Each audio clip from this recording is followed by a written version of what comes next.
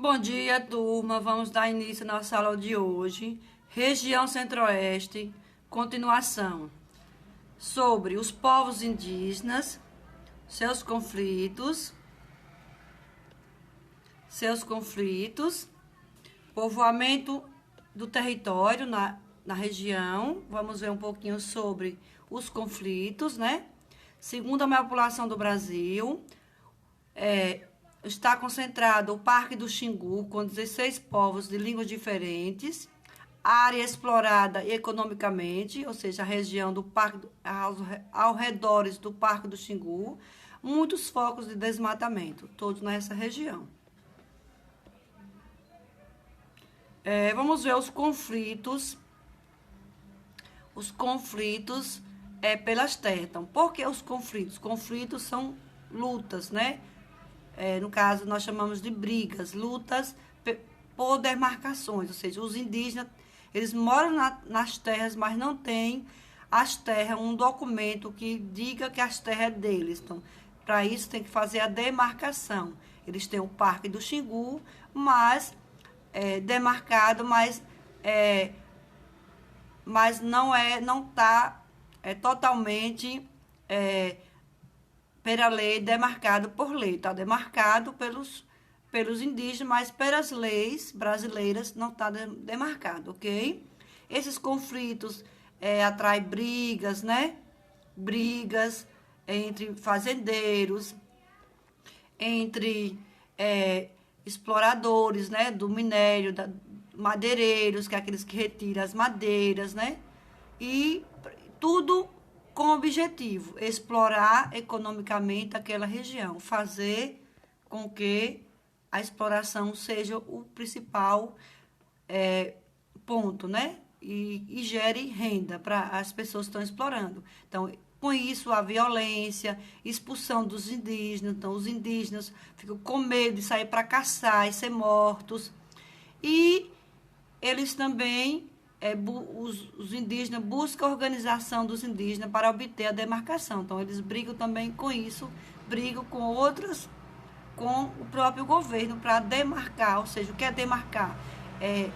Demarcar, colocar essas terras propriamente dos indígenas em nome dos indígenas, ok? Vamos ver um pouquinho sobre o povoamento do território nas últimas décadas.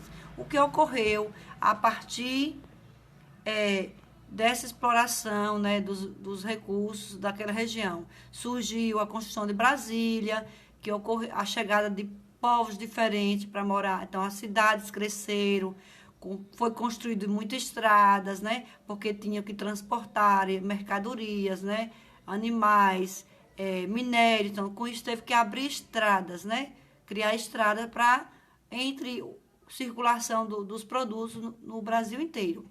Aquisição de terras para agropecuária, que tipo assim, os fazendeiros compraram muitas terras para exploração, e essas terras eram um preço muito barato, ou seja, umas terras praticamente que não existia donos, entre aspas, né? Os indígenas eram os donos das terras, mas compraram muito barato essas terras, por isso aí começaram a explorar além do limite.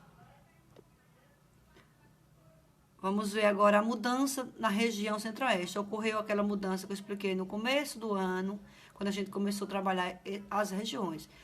Hoje nós temos 3 estados e um Distrito Federal.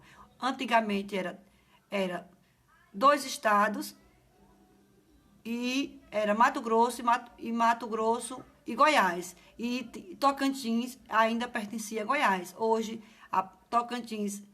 Goiás perdeu uma parte, que virou Tocantins, e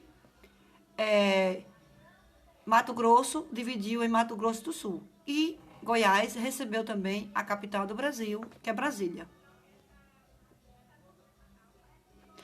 População não natural. Então, com essa chegada dessas pessoas, as pessoas não nasceram lá nessa região, elas vieram de outras regiões. Então, é composta por imigrantes, ou seja, atraído pelo desenvolvimento econômico. Ou seja, essas pessoas vieram atraídas por fazer riquezas, né? Explorar a madeira, cortar madeira, escavar, fazer a mineração, não, tanto do ouro como outros produtos. e também praticar a agropecuária, agricultura e pecuária nessa região. Aí nós temos o crescimento da população. Então, veja o que ocorreu 1940 a 2000, como as cidades ficaram urbanizadas. Assim, as pessoas chegavam de fora e praticamente formando as cidades. As cidades foram se desenvolvendo. As principais cidades são as próprias capitais, e juntamente com o DF, Distrito Federal. Era a procura, né, de trabalhos, montar as fábricas, indústria, comércio, serviço, então, tudo isso atraiu devido ao desenvolvimento daquela região. E aí nós temos também um assunto que é falar-se no geral, né, é o uso do mapa. Vamos trabalhar os mapas.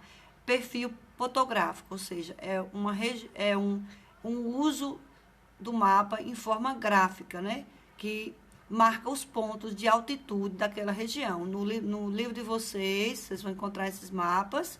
Isso aí nós temos o A ligando o B, o C ligando o D e o E ligando o F. Então, marcação de pontos para saber que altura e quem é que está nos pontos mais altos e mais baixos dessa região, ok? E aqui nós temos o lado de cá,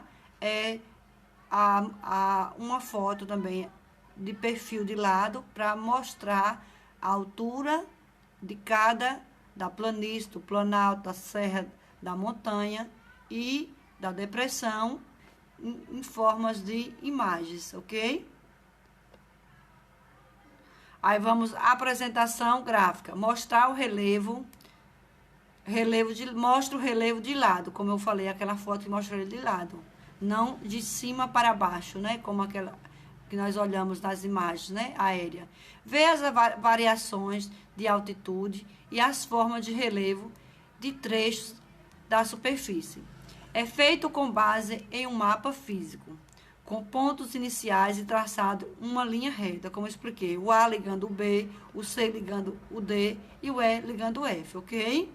Aí são os pontos para o estudo fotográfico de uma região, para saber a altura média do Pantanal, a altura média da Chapada, a altura média da planície, do Planalto. Então, tudo isso é com o estudo da representação gráfica, ok? Agora vamos ver uma frase, né? Não crie dificuldades, e sim oportunidades, ok? Essa é uma frase também que eu criei para incentivar vocês, que eu sei que a dificuldade é grande de estudar em casa, sozinho. Muitos têm o apoio de uma banca, outros do pai, mas tem uns que não têm apoio de ninguém. Uns têm apoio do irmão, mas assim, vamos criar oportunidade e não dizer que é difícil e a gente não fazer. É difícil eu estar fazendo essa aula para vocês? É difícil, porque a gente nunca tinha feito essa aula. Eu mesmo nunca tinha pegado um celular para me gravar eu dando aula. Então, hoje eu estou conseguindo fazer para vocês. 18 anos de sala de aula, 19, era só em frente ao aluno.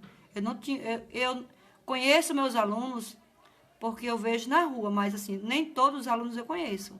Possa que eu conheça, mas eu não vi ainda o aluno, entendeu? Eu conheço o aluno, eu tenho contato, vejo a voz da mãe, converso com a mãe, converso com o pai, com o tio, com o irmão, mas eu não tive o contato direto ainda com esse aluno, ok?